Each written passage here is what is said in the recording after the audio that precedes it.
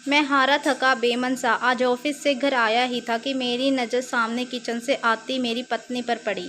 वो देखने से ही काफ़ी उखड़ी उखड़ी लग रही थी। उसकी मनोदशा देखते ही मैं समझ गया था कि ज़रूर ही कोई बात है, इसलिए मीनाक्षी इतनी रूखी रूखी सी लग रही है। मैंने हाथ मुंह धोए हुए थे, इसलिए मैंने उससे तौलिया मांगा। उसने बिना कुछ बोले मुझे तौलिया लाके दे दिया। मैंने उसे कंधे पर हाथ रखते हुए पूछा, मीनाक्षी क्या बात है, आज तुम बड़ी उखड़ी उखड़ी सी लग रही हो। तो उसने मुझे खा जाने वाली नज़रों से देखा और भड़कते हुए बोली, आपको क्या है? फिर चाहे बेटी ट्यूशन की फ़ीस न देने की वजह से बेइज्जत करके भगा दी जाए, या फिर बेटे पर स्कूल ड्रेस के जूते ना होने की वजह से उसे स्कूल की फ़ुटबॉल टीम में खिलाने से मना कर दिया जाए, आपको क्या?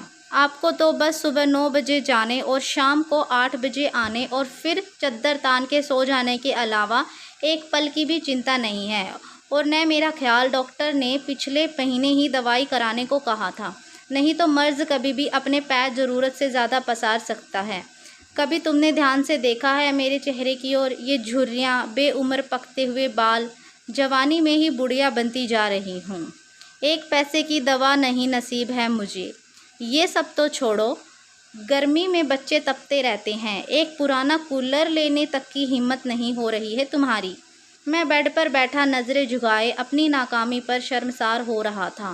बीवी बच्चों की परवरिश और उनकी ज़रूरत का ध्यान रखना मेरा कर्तव्य है, पर क्या करूं? ये मेरा दुर्भाग्य ही तो है। कहने को तो देश तरक्की कर रहा है, लोग खुश हैं, पर मैं कैसे कह पाऊँ कि मैं बढ़ती महंगाई और बेरोज़गारी की वजह से दिन व ज़रूरतों के बोझ तले दबता जा रहा हूँ। बिजली के बिल से लेकर घर के राशन पानी तक की कीमतें आसमान छू चुकी हैं और पगार बढ़ाने के नाम पर दफ्तर में धमकी दी जाती है। नौकरियां कभी भी की जा सकती हैं, काम नहीं है ऑफिस में, इसलिए वही पुरानी पगार पर काम करना मेरी मजबूरी बन चुकी है। ऐसे में मैं भी क्या ही करूं? मैं बैठा बैठा अपनी परिस्थिति से दो चार ही हो रहा था कि घर के दरवाजे पर किसी के आने की दस्तक हुई। बच्चों ने गेट खोलकर देखा तो पिताजी थे। अपने दादाजी को देख के बच्चों तो खुशी से उछल गए, लेकिन मेरी सांसें तेज हो गई। पत्नी ने फिर से मेरी तरफ ऐसे देखा जैसे मानो वो कह रही हो, अपना पेट पालने के लिए तो अपनी आंतें और गुर्दे गिरवी रखने के दिन आ गए हैं। अब ऐसे में पिताजी अकस्मात आए हैं तो ज़रूर ही कोई आर्थिक परिस्थिति को लेकर ही आए होंगे। मैंने भी नज़रें चुराते हुए एक बार मीनाक्षी की ओर देखा, पर कुछ कह पाने की स्थिति में नहीं था, इसलिए जल्दी से उठ के पिताजी के पास गया और नज़रें चुराते हुए उनके चरण स्पर्श कर उन्हें बैठने को कहा। मीनाक्षी ने भी उन्हें चरण वंदन किया और खाना खाने के लिए कहते हुए किचन में चली गई। अब मैं और भी अकेला महसूस कर रहा था।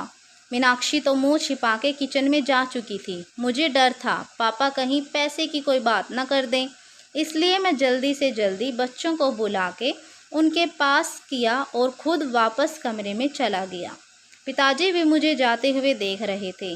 मैं किचन में आया तो मीनाक्षी ने कहा, पिताजी ज़रूर ही किसी आर्थिक मदद की आस करके आए होंगे, ऐसे में इन्हें हम ही याद आते हैं।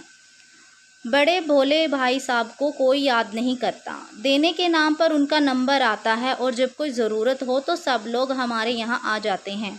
वैसे तो ये शब्द मीनाक्षी कभी नहीं बोलती, पर इस बार उसके घर की तंगहाली इस लेवल पर थी कि उसे मरने के लिए अगर जहर खरीदना हो तो भी उसके लिए पैसों का इंतज़ाम न के बराबर ही था।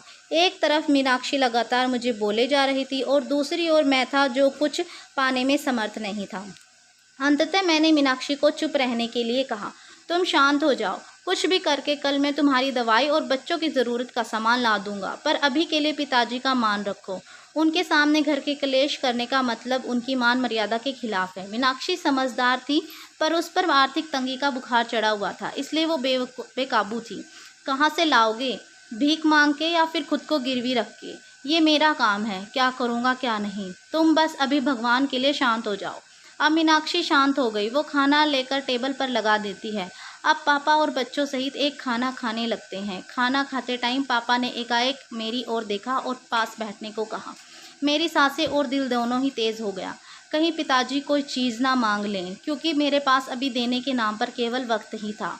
उसके अलावा मैं जुबान भी नहीं दे सकता था। पिताजी बोले, देखो अभी काम जोर चल रहा है, खेती का काम बहुत है, इसलिए अभी ही गाड़ी से वापस जाना पड़ेगा। मैं यहाँ रुक नहीं सकता। तुम्हारी माँ बहुत चिंता कर रही है। पिछले कुछ महीनों से तुम फ़ोन और बात बहुत कम कर रहे थे, और ऐसा तुम तभी करते हो जब तुम किसी परेशानी में होते हो। ये तुम्हारी बचपन की आदत है। इसलिए माँ के जोर और मुझे मुन्ना और मुन्नी की याद सता रही थी, इसलिए मैं आ गया। यहाँ तक तो ठीक था। अब मैं अवाक बैठा था कि अब पापा क्या कहने वाले हैं। मैंने एक नज़र मीनाक्षी को देखा तो वो किचन की चौखट पकड़े पापा की आड़ किए हुए खड़ी थी, और पापा आगे क्या कहने वाले हैं जानने के लिए उत्सुक हो रही थी। लेकिन आगे पापा ने अभी कुछ नहीं कहा और बस खाना निपटाया और हाथ मुँह धोए। अब पापा ने अपने कुर्ते की जेब में हाथ डाला और एक नोटों की गड्डी निकाली और मेरी ओर बढ़ा दी। ये देख करके मैं अवाक और सकते में आ गया। एक पल के लिए तो मैं स्तब्ध और निशब्द ही खड़ा रहा। पिताजी ने कहा, अरे पकड़ो भी भाई, अब इतने भी बड़े नहीं हो गए हो कि हमारी दी हुई आशीर्वाद को ग्रहण ना कर सको।